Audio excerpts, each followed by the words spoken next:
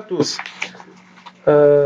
Dans ce vidéo, je vais présenter une étude sur les séries chronologiques. On appelle séries chronologiques tout de suite temporelles d'observation chiffrées, qui sont effectuées à des intervalles de temps, jours, mois, années. Par exemple, ces tableaux représentent les données trimestrielles pour 3 ans. Donc, on a 3 x 4, 12 observations. On peut représenter ces données à l'aide d'un tableau de double entrée. Dans les lignes, on met les années et dans les colonnes, on met les trimestres. On a 4 trimestres et 3 années. Il y a des types de présentation graphique. On peut tracer la courbe avec des périodes successives. Dans l'axe des abscisses, on met les temps, t de 1 jusqu'à 12.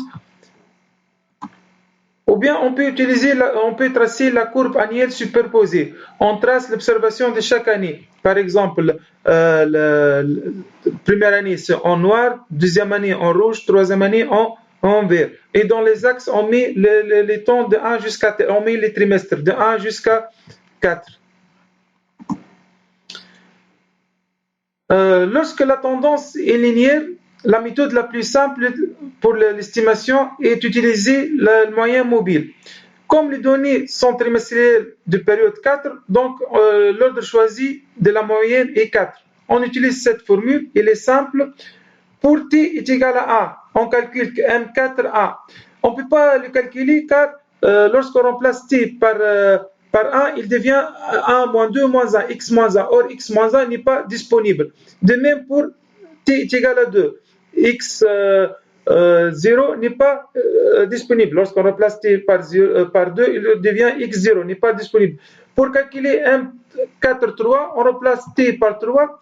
3 moins 2, c'est 1. Donc, on calcule x1 plus x3 moins 1, x2 plus x3 plus x4. On remplace les valeurs x1 est égal à 24, x2 25. On fait le calcul, on trouve 25,2.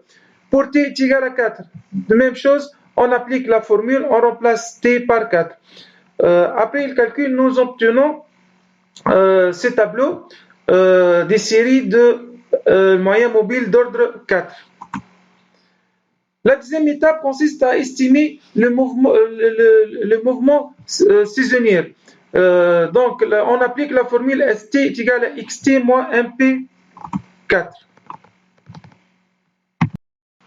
Pour calculer les écarts saisonniers, on applique cette formule ST est égal à XT moins M4T. Par exemple, pour calculer S3 est égal à X3 moins M4,3, X3 est égal à 29 moins 25,5, on trouve 3,5. De même, pour calculer S4, on applique X4 moins M4. Pour calculer S5, on fait X5 moins S5. Puis, on calcule le SG, G allant de 1 jusqu'à 4.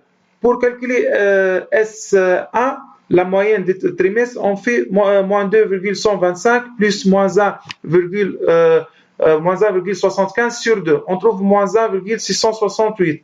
De même, pour calculer S2, on fait la moyenne 0,5 plus 0,125 sur 2. Après, on calcule S'(G) est égal à S1 moins la moyenne de 4 écarts saisonniers. Par exemple, pour calculer S'(1), on fait S1 moins SG sur 4. On trouve moins 1,7. On passe après à calculer les séries corrigées de variations saisonnières. On calcule ZT, XT est égal à moins S'(1), déjà calculé S'(1). Donc, pour calculer Z1, on fait X1, 24, moins S'(1), moins 1,7. Pour calculer Z2, on fait X2 moins S'(2) est égal à 24,7. On peut tracer le lignage de points des séries corrigées en rouge.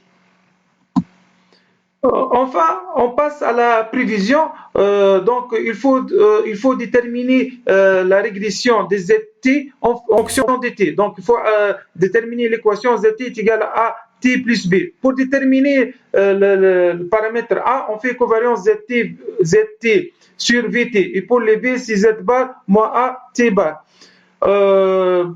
Cette diapositive présente les calculs. Après le calcul, on trouve la droite est égale à zt est égale à 0,48t plus 24,04.